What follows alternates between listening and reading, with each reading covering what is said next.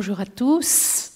En tant que doyenne des conférenciers de ce colloque, je vais me permettre de vous emmener faire un petit tour dans le passé.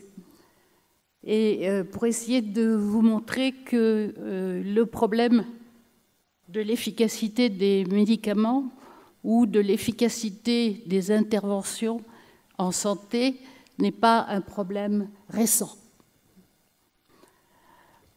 Effectivement, dans le passé, et dans cette ville de Montpellier, comme on vous l'a rappelé, c'est la plus ancienne faculté de médecine qui marche encore en Europe, eh bien, on ne peut pas ne pas commencer une conférence sans parler de l'art médical. L'art médical qui était basé sur quoi? Sur l'intuition et sur l'expérience personnelle, pour arriver bien évidemment à notre période actuelle de la médecine basée sur les preuves. C'est en réalité, au cours du temps, ce dont je veux un petit peu vous parler, c'est l'art de mesurer l'incertitude. Je vous emmène en Grèce. Tout à l'heure, on a parlé du latin. Là, on va parler du grec, où Pythagore, comme Platon, n'avait déjà écrit ceci: « Il n'est de science que du nombre », ce qui déjà indiquait la nécessité de ne pas conclure sur un cas isolé. On peut remonter assez vite le temps, venir à Pascal, bien sûr, Pascal le pari, et la géométrie du hasard. Pascal avait travaillé justement sur comment répondre à la question d'un ami qui jouait beaucoup, qui pariait beaucoup au jeu, et de lui estimer un algorithme qui lui permettrait de gagner plus souvent. Et c'est là où il a abouti à cette géométrie du hasard.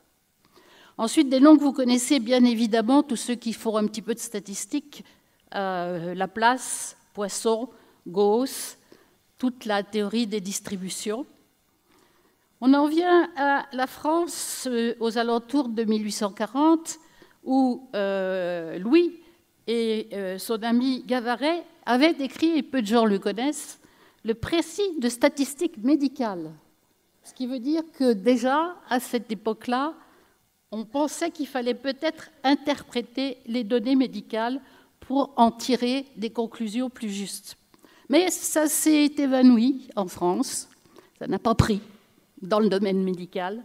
Et donc, c'est parti en Angleterre. Et c'est finalement des personnes comme Neyman, Fischer, ça aussi vous dit quelque chose, sûrement, ils travaillaient, eux, en agronomie, mais surtout Bradford Hill, qui a appliqué ces théories aussi de passant de l'économie à l'homme. Alors, le retour en France, il s'est fait vers les années 50 avec Daniel Schwartz et son équipe dont j'ai eu l'honneur de faire partie. Et il a écrit en particulier, et beaucoup d'entre vous sûrement le connaissent, les méthodes statistiques à l'usage des médecins et des biologistes.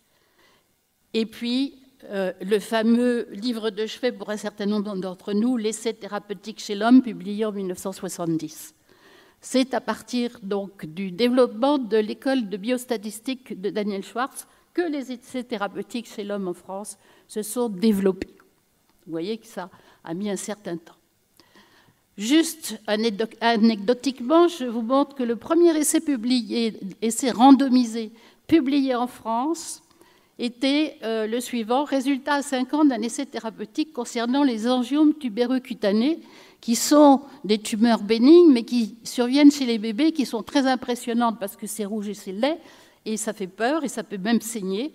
Et on s'est demandé à l'époque s'il fallait ne rien faire et attendre que ça disparaisse, ou s'il fallait les traiter, et on les traitait à l'époque par radiothérapie. Vous voyez que le premier essai est un essai non médicamenteux.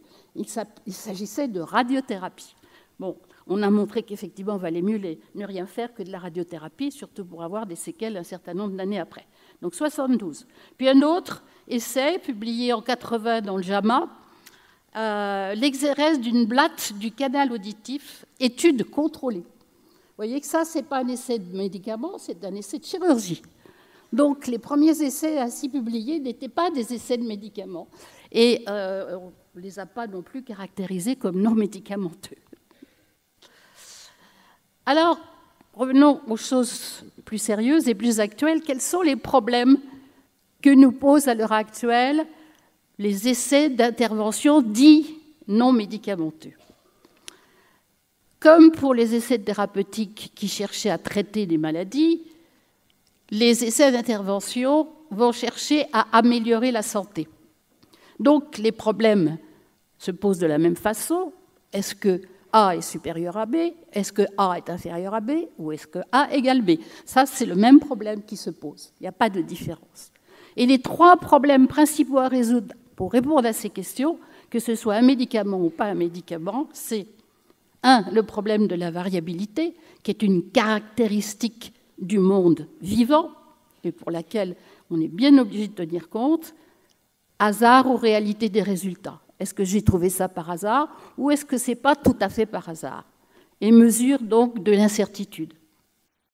Deuxième point important, bon, j'ai trouvé quelque chose, vraisemblablement ce n'est pas tout à fait par hasard, mais est-ce que c'est imputable à ce que j'ai fait? Donc, deuxième point important, c'est le plan expérimental. Est-ce que je me suis mis dans une situation qui permet de conclure que c'est bien ce que j'ai fait qui a modifié les résultats? Et puis, le troisième point important, et il est capital dans les essais d'intervention parce qu'il nous pose beaucoup de problèmes, c'est la représentativité. J'ai travaillé sur un groupe de sujets, malades ou non malades. Est-ce que je peux extrapoler les résultats, certes, qui ont une bonne probabilité d'être vrais, qui ont une bonne probabilité d'être créés par ce que j'ai fait, est-ce que je peux les extrapoler à d'autres populations? Et à quelles autres populations? Et dans les essais d'intervention dits non médicamenteux, c'est un des problèmes majeurs.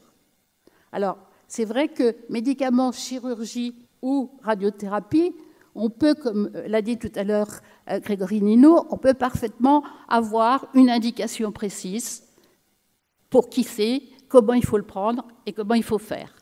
Ce qui n'est absolument pas le même cas, et ce qui a été dit, pour les essais d'intervention, je dirais, en santé, globalement.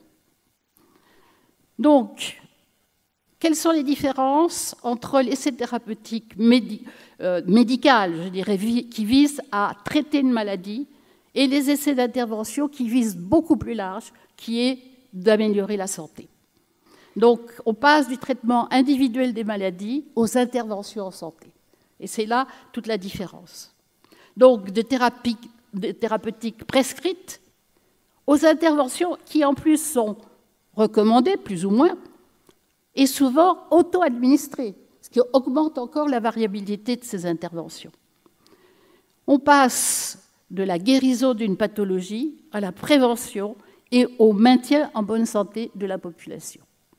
Donc, en fait, on passe de la relative simplicité des situations de traitement des pathologies à la complexité, et bien sûr, Grégory en a donné des exemples, des interventions et des influences possibles.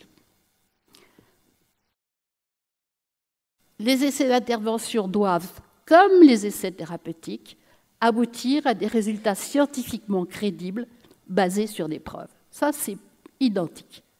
Peut-être que justement, ce qui peut changer, c'est la méthodologie adéquate qui va permettre d'avoir ces preuves. Donc, on voudra toujours un jugement dit de signification, c'est-à-dire la probabilité que ce ne soit pas réalisé, que le résultat ne soit pas dû au hasard, mais il va falloir beaucoup plus de sujets pour le montrer, parce qu'on va avoir une variabilité qui est encore plus grande que quand on traite une maladie, puisque globalement, on va avoir des problèmes de santé beaucoup plus larges. On va avoir besoin d'un jugement de causalité, est-ce que des actions simples, mais aussi un contrôle des contextes. Et ça devient déjà encore plus difficile en plan expérimental qu'on va pouvoir utiliser.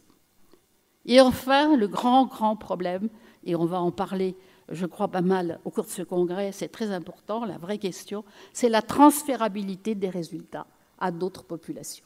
Et ça, c'est vraiment un point majeur pour lequel notre méthodologie actuelle n'est sûrement pas adéquate. Juste pour vous montrer ce que j'entends par les influences qui peuvent survenir dans un essai d'intervention.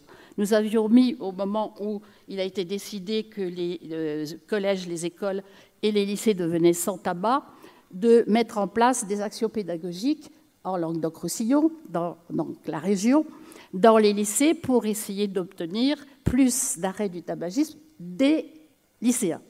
On ne parle pas des enseignants, mais des lycéens. On a donc fait ça dans divers lycées tirés au sort dans l'ensemble de la région, et les résultats sont les suivants. On a eu nettement plus d'arrêts du tabagisme dans le Gard que dans l'Aude et les Pyrénées-Orientales. Alors, est-ce qu'on a été bien meilleur dans nos actions pédagogiques dans le Gard que dans les PO? Bien sûr que non. Il y a un autre facteur qui s'est introduit, un biais qui s'est introduit, la proximité de la frontière, bien évidemment, où on pouvait aller acheter du tabac beaucoup moins cher. Donc vous voyez, c'est juste pour vous donner un petit exemple des problèmes qui vont surgir en permanence dans ces essais d'intervention et qu'il va falloir effectivement en tenir compte. Donc, en conclusion de cette courte introduction, je redis ce que je pouvais dire à mes élèves quand j'expliquais les essais thérapeutiques. Une action qui n'apporte aucun résultat utilisable est inutile, nuisible, car perte de temps, d'énergie, de ressources, voire non éthique, puisqu'on peut faire une perte de chance au sujet qu'on a inclus dans l'essai. Donc, dans le domaine des interventions, je répète, dites non médicamenteuses, eh bien, il faut produire, pour qu'elles soient utiles, des connaissances transposables. Réfléchir aux méthodologies, je pensais à une méthodologie qu'avait mise en place le professeur Schwartz et qui n'a jamais été beaucoup utilisée, je l'ai utilisée quelques fois, c'était l'essai dit pragmatique, se mettre dans la situation réelle et pas se mettre en situation expérimentale.